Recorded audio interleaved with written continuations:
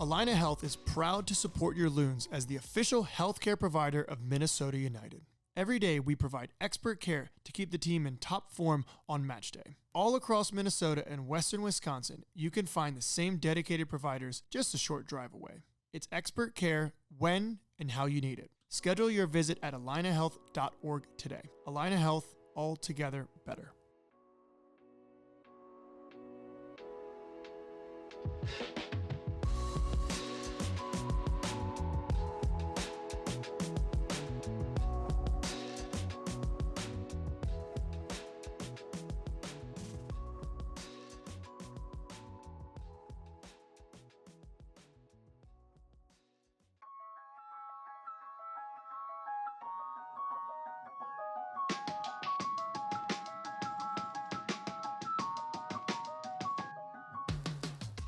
Welcome back to a very special episode of the Sound of the Loons podcast brought to you by Allina Health. I am with Mr. Soft Hands himself, MNUFC 2 head coach Jeremy Hall. Welcome back to the podcast. It's glad to be back. Yeah, there you go. You're the first person to say that. So thank you for saying that. I appreciate it. Hey, you're killing it. I appreciate it. Thank you so much. How's your summer been going? Pretty decent, I imagine. Summer's good. Summer is officially over. Yeah, it was fair. a lot of cold weather today and rain, but summer was great, man. I had an unbelievable time.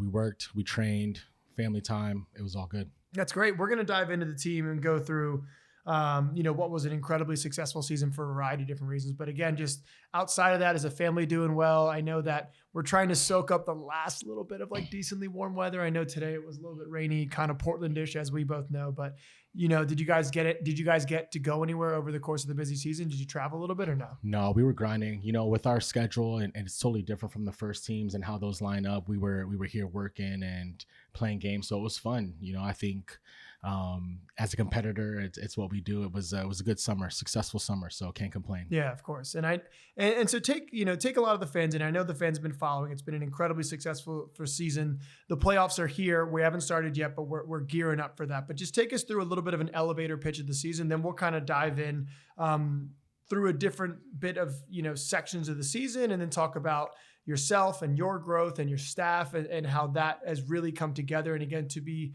one of the most successful MNUFC 2 teams, if not the most successful in history. Whew, it's a long question. Yeah, I'm probably have to okay. ask you, but I would say from a season recap, I would say a great start, up and down middle, great end, just like any seasons, those up and downs. But like I told you last time, man, such a great group of guys.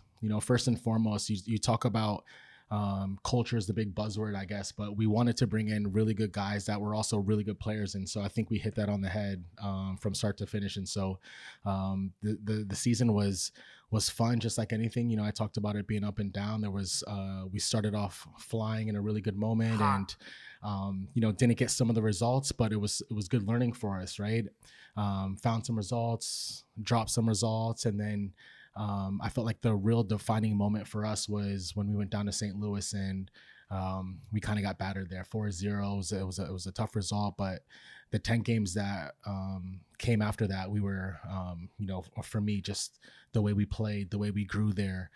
We brought some young academy kids into the fold as well that played significant minutes for us. And so we really came into our own. We lost a few guys, Luke Hilly to season injury, which hurt, but Dorsey stepped up in a big way, and other guys stepped up in big ways. And so the season was great. And I think finishing on a high, finishing in 5th place, right? The goal for us is never to make the playoffs. It's to develop guys, get those guys into first team as best we can. And this was just the cherry on top. Yeah. And we're going to touch on a lot of the different topics in terms of pathway to the first team, players stepping up, academy kids becoming good. But, if you look back introspectively, this is your first season, I would say fully kind of going in with, preparing in an off season, getting to go in, having your staff and kind of being able to implement some of your own ideas and talk to the first team staff and talk to the academy directors and to kind of really have your own identity and your own stamp. And it's not just yourself, but, reflect a little bit on just the progress you've made as a coach, as a person, as, a friend to something, reflect and talk to us about your growth. You don't realize how much goes into it until you're in the seat, Yeah. you know, and so I was really blessed and fortunate to be an assistant under Cameron Knowles, who was amazing, is amazing. And you see so much from that side of the seat, but then until you get into it, you're like, oh man, like the decisions and the questions and the media and everything that goes into being a head coach. It's don't want to say it's a bit overwhelming, but it's a lot of learnings and a lot of growth. And so very fortunate, you talked about staff, to have some really good people around me, from Adi and Cristiano, and not even just from that support staff, but the first team staff, the academy coaches, right? Everybody's really been super supportive for the second team. And so as a young coach, I feel very blessed and fortunate to be in a role like that. But I would say for me, the biggest growth there, I would say, is probably the patience, right? I think in our role, there's a lot of changing and a lot of moving parts, and you have to adapt and move on the fly. You get better at that. My competitive nature on the field, I think Adi's helped me out a lot in the sense of just being a lot more calm. I think I told you this last time. I got a red card in my first game last year. You know, just being a bit more calm and being in the moment to be able to coach and to be a bit more patient. And so, yeah, if I talk about myself, I think I've grown a lot in that area. And so just wanted to continue to grow and be present for the players and help those guys grow as well. Yeah, you're in a very interesting spot where the academy, a lot of these players are working up to signing their first ever professional deal with you guys. And then obviously the first team implementation and the movement between them. So you're kind of this like center hub at times of players, and you might have a bigger group, you might have a smaller group. So that adaptation has been something that I think, you know, we've spoken about, that you've worked on. And you also spoke about some of that patience. And is that just focusing on the process? Is that focusing on, I would say, development as opposed to results? But, you know, the balance of that is also important, right? It is important to make the playoffs. It's important to grow while we're winning and not just lose 5-0 and, you know, play a team of 12-year-olds. So is that something that has been an active focus for you and your team? I agree. I believe that winning is a part of development. You know, whether you lose every game, the intention is to go out there and win. And it starts in training and being competitive and showing up the right way and being professional. And so, you know, those non-negotiables are something that we bring every day to the table. And when that doesn't happen from the players, which was rare this year, you know, we'll stop it and let them know. And these guys have done a really good job about that. Again, we talk about preparing for games and developing. We don't really get to do too much tactical work because the movement is forever changing. The first team, we support them with whatever guys they need, and then we kind of supplement that through the academy players. But when you talk about principles and being compact and being brave and playing forward, working a lot on the individual is what we tried to do, and it shows in the games. We've really grown from the beginning of the season to where we are now. And as a coach, that's what you want. You want to see growth. The feedback after trainings when our guys go up to the first team, when that's positive, it makes us feel good. When you see Darius sign a first team contract and Kieran Chandler sign a contract, and you know, I was with you guys for that first round in the Open Cup in Louisville, man. You know, sitting on the bench and seeing a lot of those second team guys on the field was a really cool moment. And then to get a result was awesome. And so you just want to see growth and you want to help the players in any way you can. And when you talk about growth, are you talking more in terms of mentally, physically, tactically, preparation? Or is it just saying, hey, this is almost like an extension of college, right? We were having a conversation about college, and I remember how much I grew, I would say, just as a man, right? Being away from home, having to manage my own diet, having to cook my own food, not just eating 4 McChickens with Darlington Nagbe for dinner. What a guy. Or showing up to a meeting with my head coach with a piece of pizza in my hand and a giant soda about, 64 ounces. Do you kind of view it as like, a growing period where at times you almost can't fault players for making certain mistakes because they are so young? So are you trying to kind of draw from that University of Maryland side of you to say, hey, I understand, but maybe this next time, go ahead and take this approach or take that approach? 100%. And I think with that, it's just being honest and real. And at the end of the day, get that fly out of here. Get out of here. At the end of the day, the goal for me is to get guys into the first team. Right. And sometimes, especially with this younger generation, they don't realize how hard it is. You've gotten into the second team. That's not good enough. Is this what you really want to do? And at times it's hard. You have to grind. You have to go through trainings and you have to run and you got to go to the gym and you got to do all these little things. Right. And you have to win, and some of that is hard, especially after a long college season. And so the approaches of how we, put our arms around the players or sit down and do video or grab a coffee with them or sit down and eat lunch with them, right? Those approaches change depending on the conversations or whatever moment we're in, but it's being there to help push those guys, because at the end of the day, we want to get guys into the first team.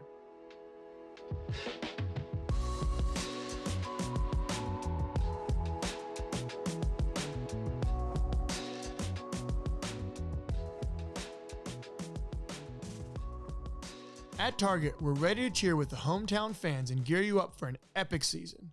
Whether watching from the stands or your living room, score big on game day with everything you need for the win. We're here to be your home field advantage at Target and Target.com.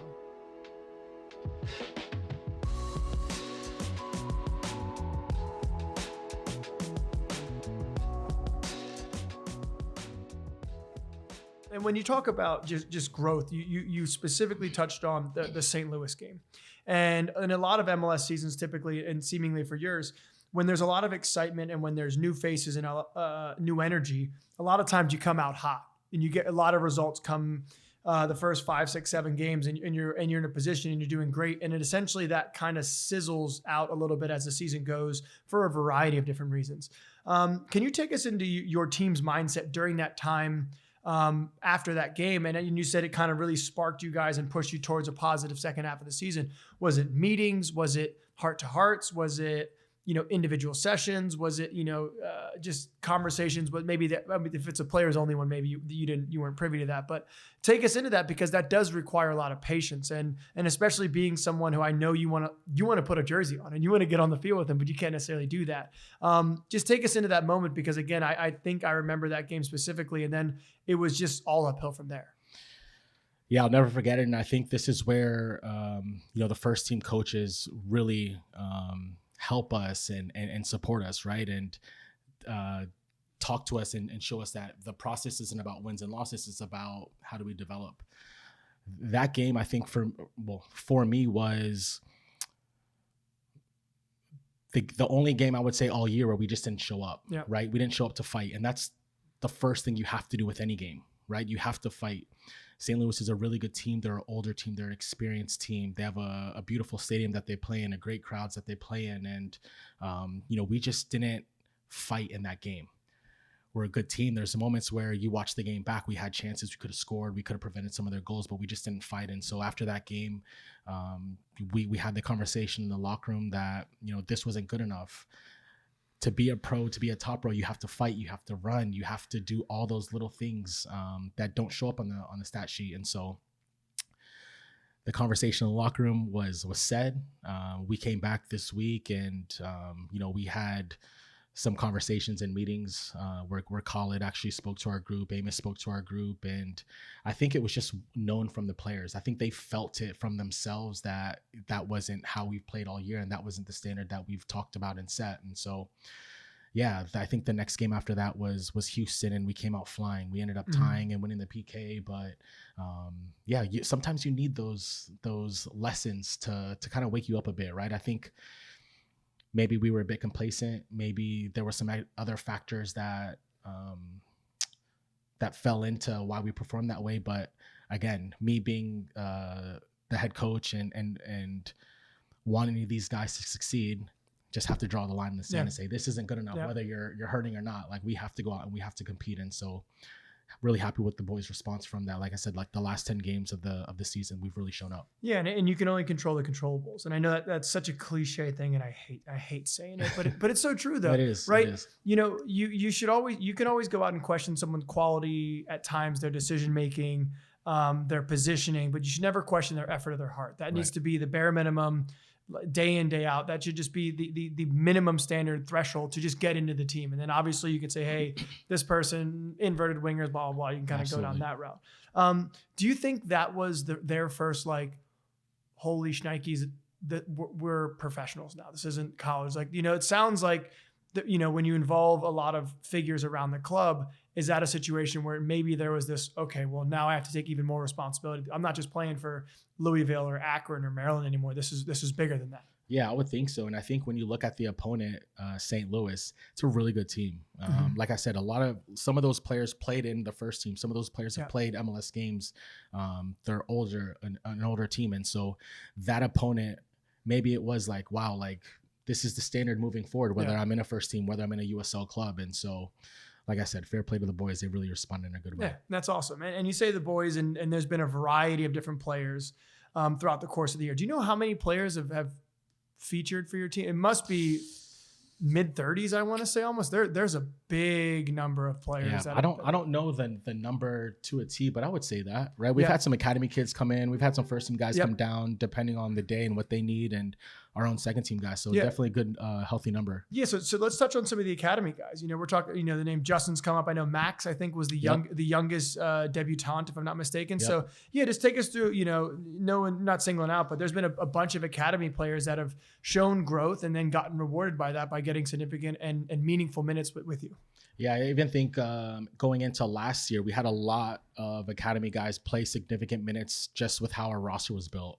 This year was a bit harder for some of those academy players to get in, but from training, those guys have really shown up in a really good way. When I talk about good people, the academy boys are really good kids. They're sweet kids. They really show up and go about it in the right way. This summer, with the changing in schedules for the academy, we had, just with the schedule, with how they divvied out who was going to get time off here and there, we had some guys come in and just, for me, day one, I'm like, whoa, like those guys are about it. And so with the injuries that we had, with guys called into the first team, with guys that were just on break, Max and Justin were two players from a positional need as well. It kind of fell in their favor a bit, that really took it. And so Max came in and started and played a couple games and did really, really well. And Justin has really come in and just, man, been amazing. And so again, not to cancel or single out those two players, because there's been a number of other ones that have really come in and shown well, but those two in particular this season, this last stretch, have done a really good job. Yeah. And it's funny though, because I think about even having worked in the academy for a lot of these years, a lot of these players that I've worked with as a 15s group is now with the first team and training on the opposite end of that. The Jadens and Tims and Max was one of the academy kids. And then you got the Griffs and the Brodies and the whole list, Lazar and Brady. And the amount of these guys that are now old enough to be competing with your team for minutes, and then also ultimately getting minutes on the weekends, which is crazy for me to think about, because I view them as these little babies. I know, but they're not anymore. It goes too fast. It goes way too fast. And I didn't name all of them because I'm not as sharp as you, but all of those guys, and we didn't name some of them, have done an amazing job, and with a different circumstance or whatever the case is, could come in and do a job, right? And a lot of those guys train with us every day, and they push our guys, and they've really helped us, like I said, in this stretch all season. And so the academy coaches are doing a really good job with those guys, and it's just fun to be a part of, man, to really see their growth. Yeah. And one thing that I always tell people is something throughout my career was, for a lot of my career in certain places, I wasn't viewed as the starter, but I racked up a significant amount of games, appearances, starts, whatever, because of the opportunity that presents itself. And it could be injury, it could be sickness, it could be hey, we're all going on family vacation, it could be a wedding, could be a variety of different things. They could be with the first team. But whenever you get that opportunity, you have to take it. You have to make the most of it, because you don't necessarily know when that next one's going to come. Which is, again, it sounds like a lot of players have done that. Again, we can't touch on every single person, but it's been awesome for me to see these guys that were U15s a few years ago, literally now training with the first team. One of the sessions, you guys were gone, so we had the 18s group up, and we had about 3 separate injuries. I think Issa was playing on the weekend. He ended up playing a bunch, and I actually had to step in, and I was playing center back next to Colin, who I coached 2 years previously, and just to kind of have Griff and Brody and Tim on the wing and Will up top. It was this hodgepodge of players that I had worked with, and it was this kind of like old grandpa Unc moment that I'm sure everyone's gonna talk about, where they're old now and they're doing well, and they've been small pieces in this big puzzle that has been an incredible year for you guys, that has now led to the club's first ever playoff appearance. So talk about just what that means to you, and your staff, and just take us into the mindset now going into that, which is excited because you're preparing for a playoff game. So congratulations first and foremost, but just take myself and the fans into this monumental moment for yourself and the group. I appreciate that. I'm obviously super excited. Like I said, the goal of being the second team head coach is not to just make the playoffs, right? We want to play guys, give guys exposures, get guys into the first team. And as winning for me as part of the development, we've done that, right? We've done a really good job of that. The players have done a good job of that. Just to add to your point of taking the opportunity, you also have to be ready for the opportunity, because I've been in that position where you feel like you should be playing more than you are, but are you ready for it when that opportunity comes? And there was probably a time where maybe I wasn't doing the extra little stuff, and when I got that opportunity, I wasn't ready for it, right? You have to be ready for it, and these guys have done that all year. Like I said, it was an up and down year, and so to end on a high and make the playoffs, it's such a good feeling. We're in a really good place right now where, aside from Luke Hilly and Kurt Kaloff, who's out with the hamstring injury for hopefully a little bit longer, we got guys healthy. We got some of our guys playing with the first team. Those guys will come down, and we have our group that is really hungry and excited to play. As a competitor, as a professional athlete, this is what you want to be a part of, is to win trophies and to play in these kind of games. And so I'm super happy for the players. The players are really excited. We met last week and we just talked about, these moments, they don't last forever. And so this could be your only time in the playoffs. You might go on and win 10 more. You just don't know. So just keep going on and keep being ready. Give everything you have and just enjoy the process, because my fourth year in this club, in the second team, this is the first time we've made it, right? Yep. They are just not guaranteed. And so we have to celebrate those. But I told the players, we also just don't want to participate. We want to make a run at it. Yep. We want to go into Sunday's game against Salt Lake, who's a really good team, and really show them what we're about. And so just really excited for Sunday to come. Yeah, I know I am too. And it's been so much fun following you guys and following the success of all the players that have come up to the first team, that have, been academy players, like I said, that I worked with and are now playing significant minutes.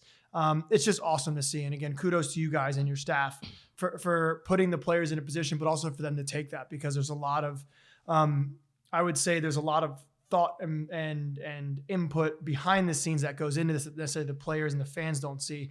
But on that note, before we go out, I want to give you the floor just to kind of open it up. And it's been awesome seeing you grow in the person, the coach, the mentor that you are. We've known each other for a lot of years. We touched on that in the previous podcast, so go back and listen to that one. But it's been awesome for you to see, but it's not just, head coach Jeremy Hawley. There's a lot of players behind you, and there's a lot of staff too. So I want to open the floor to just allow a shout out to highlight all the amazing people that work with you that have helped this team be successful. Yeah, I appreciate that. I would say to all the staff, there's, especially in the second team space, there's so much moving parts and you just have to be ready for it. And all these guys have, like I said, Adi, Cristiano, Cassie sending everything up, Chris with all the gear and the amount of stuff that he does behind the scenes, amazing. Dan's just come in and done a great job from the performance standpoint, same as Brett. Those guys have done a really, really good job from the performance side of it. You don't take it for granted, but those guys have done awesome.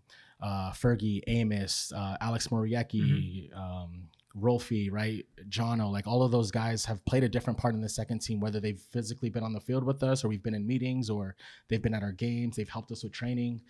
So much has gone into it. And so, yeah, I feel blessed to be here. It's great to be a part of. And then shout out to the players, my boys, man, they grind, some really great relationships that we've built with those guys. It's fun to be a part of, it's as a player, you miss the locker room the most. And so it's fun to hear what they talk about and what they do. I wish I could run it back, but I can't. There you go. Yeah, just a overall successful season, and hopefully we can keep going. Exactly. Well, again, thank you so much for being on this week's episode of the Sound of the Loons podcast, brought to you by Line of Health. It's awesome chatting with you. We could sit here and chat all day and chop it up. All day. But again, thank you so much for joining us. It's been awesome following you and your team's success. What an incredible year, but we're not done yet. So let's go out and beat Salt Lake and keep progressing. Appreciate you, Z.